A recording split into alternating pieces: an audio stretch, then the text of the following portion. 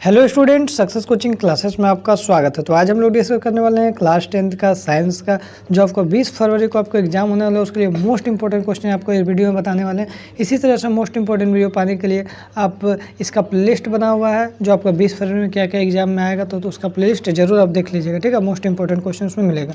आगे देखिए, पीतल एवं तांबे के बर्तनों में दही एवं खट्टे पदार्थ क्यों नहीं रखना चाहिए, आपका एग्जाम के लिए वेरी वेरी इंपॉर्टेंट क्वेश्चन है। देखिए, बोला दही एवं अन्य खट्टे पदार्थों में क्या होता है, अम्ल पाया था, आपको पता है।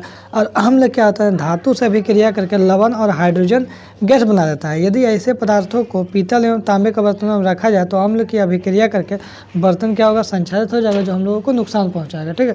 उसके बाद अगर हम लोग देखते हैं, जब सोडियम हाइड्रोक्साइड विलयन में अधिक क्षारक मिलाते हैं तो हाइड्रोक्साइड आयन OH माइनस की सांद्रता कैसे प्रभावित होगी। तो बोलो, जब सोडियम हाइड्रोक्साइड विलयन में अधिक क्षारक मिलाते हैं तो जो OH माइनस आयन की सांद्रता क्या हो जाएगा, ऑटोमेटिक अधिक हो जाएगा, ठीक है ना, क्षारक मिलाइएगा ज़्यादा। तो मतलब कोई भी किसान खेत की मृदा की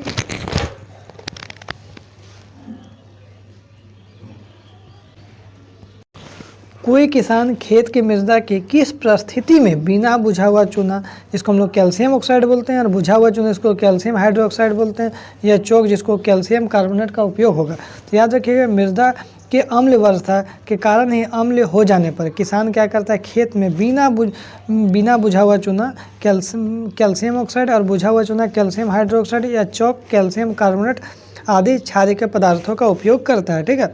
आगे देखते हैं क्या बोल रहा है, प्लास्टर ऑफ पेरिस को अर्धरोधी बर्तन में क्यों रखा जाता है, आपको very very important question exam के लिए। तो प्लास्टर ऑफ पेरिस आसानी से जल को क्या करता है, अवशोषित कर लेता है और कठोर जिप्सम का निर्माण कर लेता है, ठीक है।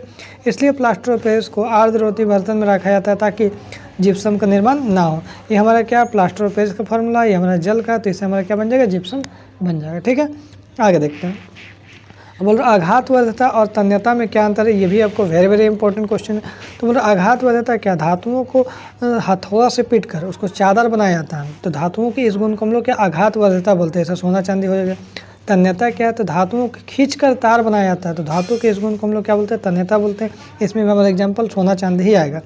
उभयधर्मी ऑक्साइड किसे कहते हैं, किन्हीं दो उभयधर्मी ऑक्साइड का नाम बताइए। बोल रहा ऐसे धात्विक ऑक्साइड जिनकी प्रकृति अम्लीय और क्षारीय दोनों प्रकार का हो सकता है, उसी को हम लोग उभयधर्मी ऑक्साइड बोलते हैं। जैसे Al2O3 ZnO हो जाएगा, जिंक ऑक्साइड हो जाएगा, एल्युमिनियम ऑक्साइड हो जाएगा। खनिज और अयस्क में अंतर बताइए, वेरी वेरी इंपॉर्टेंट क्वेश्चन है, इसको भी जरूर देख लीजिएगा। देखिए क्या बोल रहा है, खनिज क्या है, तो भू परपट्टी में प्राकृतिक रूप में पाए जाने वाले तत्वों या यौगिकों को हम लोग क्या बोलते हैं, खनिज बोलते हैं, आपको पता है। आगे देखिए, सभी खनिज में धातु का निष्कासन नहीं हो सकता है, सभी खनिज में धातु का निष्कासन नहीं हो सकता, और सभी खनिज क्या अयस्क भी नहीं है। लेकिन अयस्क में आते हैं वे खनिज जिसमें धातु आसानी से तथा कम खर्च से प्राप्त किया जाता है, उसको हम लोग क्या बोलते हैं, अयस्क बोलते हैं। सभी अयस्कों में धातु का क्या होता है, निष्कासन होता है, और सभी अयस्क क्या होता है, खनिज होता है। ये आपका डिफरेंस बहुत ही इंपॉर्टेंट था, जरूर आप याद कर लीजिएगा। अब आगे देखिए, सोडियम हो गया, पोटेशियम हो गया, लिथियम को तेल के अंदर ही क्यों रखा जाता है, ये भी इंपॉर्टेंट क्वेश्चन है, क्यों रखा जाता है। तो सोडियम, पोटेशियम और लिथियम जो एकदम अति अभिक्रियाशील में तुरंत जल जाएगा, जैसे खुला रखिएगा तो खुला में रखने के कारण तुरंत आग पकड़ लेता है। इसीलिए इसको बचाने के लिए केरोसिन तेल को केरोसिन में उसको डुबो कर रखा जाता है। एग्जाम में पूछता भी है, जो सोडियम को केरोसिन तेल में डुबो कर क्यों रखा जाता है, तो उसका भी आंसर आप ये भी दे सकते हैं, ठीक है। आगे यदि हम लोग देते हैं भर्जन और निष्पादन में क्या अंतर है, तो देखिए भर्जन क्या है, यह विधि सल्फाइड अयस्कों के ऑक्साइड अयस्कों को बदलने के लिए उपयुक्त है। यह विधि कार्बोनेट और हाइड्रोक्साइड अयस्कों की समृद्धि के लिए उपयुक्त है। इस विधि में अयस्क को वायु में गर्म किया जाता है, इस विधि में अयस्क को वायु की अनुपस्थिति में गर्म किया जाता है। अम्ल और क्षारक के बीच की रासायनिक अभिक्रिया को उदासीनीकरण अभिक्रिया क्यों कहते हैं, तो हमको पता है, चलिए इंपॉर्टेंट क्वेश्चन है, VBI क्वेश्चन है।